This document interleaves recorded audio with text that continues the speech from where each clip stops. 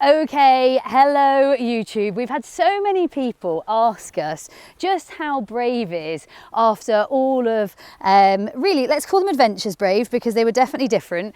All of the adventures we've been through. Obviously, for those of you that don't know, Brave had an ANNPE. Tom, I don't know if you want to explain very briefly what happened. She effectively had a traumatic but spontaneous injury to her spinal cord, which meant that actually she, and this can just randomly happen to any dog. It's not about a collision or anything. It can just be that some dogs are really, really unfortunate and have this. And she's very fast. She's in a hurry today. She wants to go down this lane. She wants to show you. She wants to go. And that leads to them having deficits in what that spinal cord should do, which obviously it's going to be involved in movement, it's going to be involved in sensation, and that impacts their movement. Now, I don't know if you want to kind of just give a bit of a recap of where she started on this journey, Lauren, in terms of what was it like at the start? So at the start, I mean, and just for you guys to know, this one is, I don't tend to like Brave on a lead so much, but I do tend to like to give her a little bit of a reminder that she needs to walk rather than sort of three-legged jog, because sometimes she pretends she has 3 legs instead of 4. You're a bit of a tripod some days, aren't you? And so with her, it started with really, it looked pretty good girl, complete paralysis in that back end. I mean, I came to you pretty quickly, right, Tom? I was at your house within 5 minutes of the event happening, and you checked her out. There was no movement in her back legs, or certainly very, very minimal, and none on one side. And then the other thing is there was very little sensation, especially on one side. So you can see that, you know, where she is today is very different to where she was then. And there have been a few things involved. The first few weeks, I remember thinking, how can this happen to us? I'm going to let you go because you want to fancy your little trot around. How can this have happened to us? How can this be our future? Why is this us? And then really, as much as, Brave does have a very different movement, don't you? You have a very different movement. People call it ataxic in the vet world. They say she looks a little bit more ataxic. And for me, that kind of means she looks a bit drunk, really. She does look like she's had a couple too many to drink on a Friday night. But actually, I know you'll still want to get it. But actually, it doesn't really affect. She doesn't know that, right? She doesn't have any worry about that. She's not moving in that way because she's painful or uncomfortable.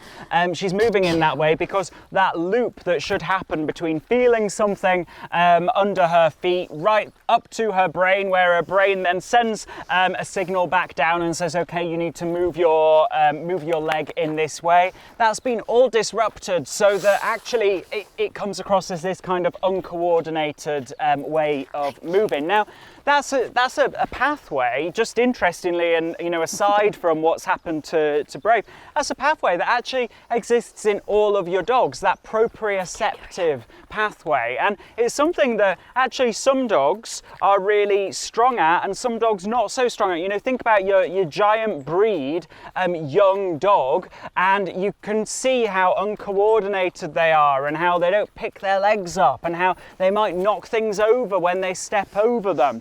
And it's exactly the same process that gets refined and honed over time as through practice, and that's been a big part of Brave's recovery, is actually saying to that pathway, right, we're going to challenge you to get you working again, and we're going to challenge you to actually start doing your job as those nerves in a spinal cord start to regenerate and go through that process. So where does it go from here? What is it like? How is it living with a dog who's gone through this? And actually, I'll be honest, how is it living with trauma? Because ultimately what happened is traumatic, and it's traumatic in the sense of it's a change. And I think this is where, for you as Absolute Dogs followers, students, friends, we can actually have a bit of we can make a difference here.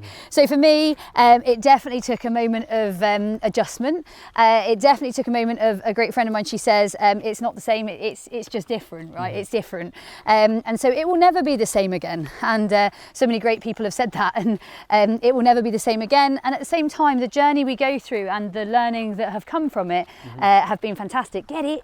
And Brave is still a really, really happy dog. Yeah. And I think that's important. Absolutely. And I think the other thing that it'd be great to take from this, because I see this, you know, a lot from the the vet side of it is that sometimes we look at dogs, other people's dogs, and the way that they move, and we might think, oh my goodness, that dog's in so much pain. Oh my goodness, why are they not, doing more for that dog? One of my immediate thoughts, and I know this, you guys might be able to relate to this or resonate with this, but one of my immediate thoughts was when it happened, thank you, Brave, was actually on cameras that will be judged a lot. And I know that sounds crazy, but it really will be. And actually it takes a moment for us to check in with ourselves and check in with our judgment and our feelings, because actually what happened to Brave, it's a freak accident, it's not a nice thing, nobody wants anyone to go through it, but actually not to take her out and not to work with her and not to train her and not to do stuff with her would be a crying shame, because she loves it, right? And like you said, Tom, people come to the vets and that sort of thing happens all the time. And there are, I've know other owners in similar but different situations where there's been some kind of spinal cord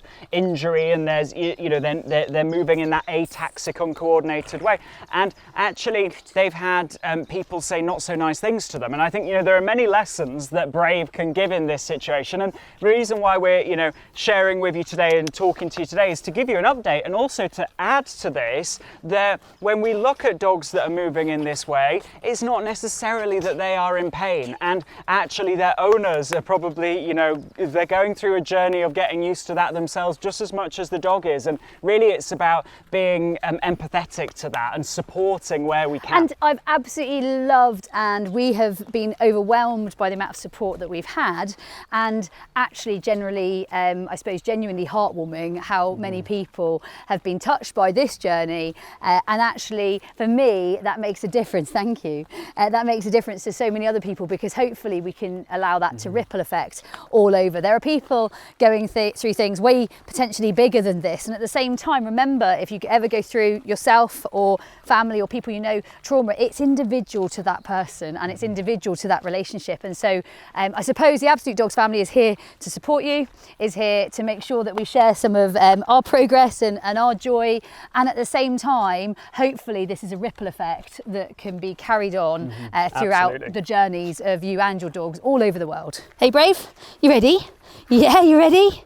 Yes, you are. Good girl.